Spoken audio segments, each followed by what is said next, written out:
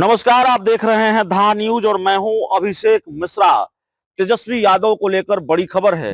RJD, Lalu Yadav, Tejashwi Yadav पूरी तरह से लोकसभा चुनाव के मोड में आ गए हैं। पार्टी ने पूरी तैयारी कर ली है लोकसभा चुनाव को लेकर और यह भी कहा जा सकता है कि लोकसभा चुनाव के अभियान का आगाज तेजस्वी यादव 20 फरवरी से करने जा रहे हैं।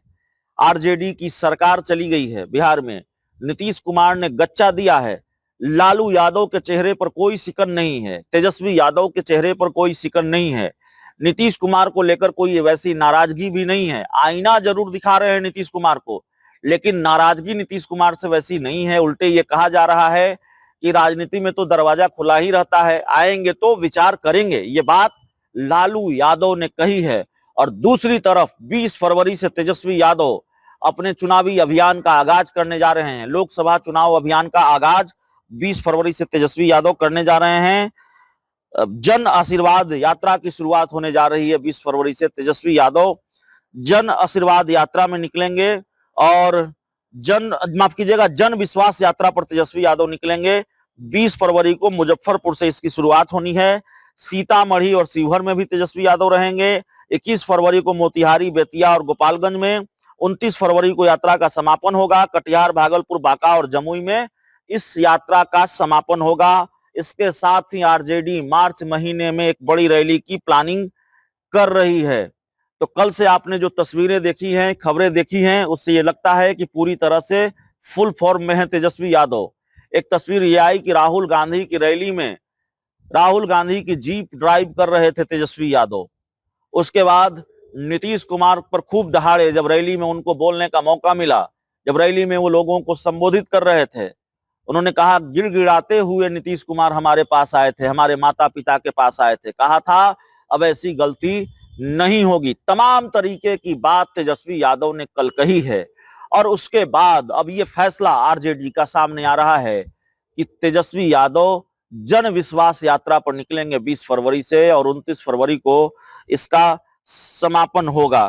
तो जाहिर तौर पर ये लोकसभा चुनाव की तैयारी का आगाज है। आरजेडी पूरी तरह से लोकसभा चुनाव के मोड में है।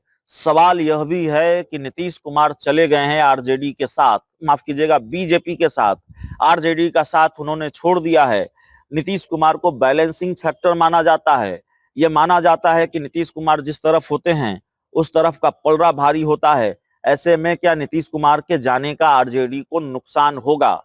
और अगर होगा तो फिर नीतीश कुमार इसकी भरपाई, माफ कीजिएगा आरजेडी, लालू यादव इसकी भरपाई कैसे करेंगे? क्योंकि 2019 का लोकसभा चुनाव हमने देखा है। 2019 का लोकसभा चुनाव लोजपा, बीजेपी, जेडीयू, ये तीन पार्टियां मिलकर लड़ी थी। तब एनडीए को बड़ा फायदा हुआ था। 40 की 39 सीटें एनडीए जीत ले गई थी। 17 में से 16 सीटें जेडीयू ने जीती थी, 6 की 6 सीटें लोजपा ने जीत ली थी और 17 की 17 सीटें बीजेपी ने जीत ली थी। महागठबंधन के हिस्से में सिर्फ एक सीट आया था, वो कांग्रेस के हाथ हिस्से आया था, किशनगंज की सीट। आरजेडी का तो खाता भी नहीं खुला था। तो क्या 2024 में भी यही होगा? इतना बड़ा नुकसान हो जाएगा नीतीश कुमार के जाने से? तो जाहिर तौर पर लालू यादव इस संभावित नुकसान की भरपाई करने में अभी से लगे हुए हैं। तेजस्वी यादव इस संभावित नुकसान की भरपाई करने में अभी से लगे हुए हैं। रैली की तैयारी है, जन विश्वास यात्रा निकाली जा रही है। और इसके साथ ही महत्वपूर्ण यह है कि नीतीश कुमार को साथ लाने का विकल्प भी लालू यादव ने अभी से खोल रखा है। हम ये बिल्कुल नहीं कह रहे हैं कि नीतीश कुमार 10 दिन पहले भारतीय जनता पार्टी के साथ गए हैं तो 10 दिन बाद, 1 महीने बाद फिर वो चले आएंगे लालू यादव के साथ। 29 दिसंबर को नीतीश कुमार ने, माफ कीजिएगा 29 जनवरी को, हाँ 29 जनवरी को नीतीश कुमार ने शपथ ली है मुख्यमंत्री पद की भाजपा के मंत्रियों के साथ। तो इतनी जल्दी फिर वो आरजेडी के साथ चले जाएंगे, अभी इसकी कोई गुंजाइश नजर नहीं आती है। लेकिन इसकी गुंजाइश को आप बिल्कुल खारिज नहीं कर सकते। लालू नीतीश की मुलाकात, लालू यादव का ये बयान कि दरवाजा खुला रहता है, आएंगे तो विचार किया जाएगा। अब अमित शाह ने एक बयान दे दिया था, उन्होंने कहा था कि आएंगे तो विचार करेंगे। उनसे नीतीश कुमार का नाम लेकर सवाल पूछा गया था तो जाहिर तौर पर अमित शाह के बयान के बाद क्या क्या खेल हुआ बिहार में, तो इसी तरह लालू यादव के बयान के बाद खेल की गुंजाइश बढ़ गई है। चलिए इस रिपोर्ट में इतना ही। बहुत बहुत धन्यवाद।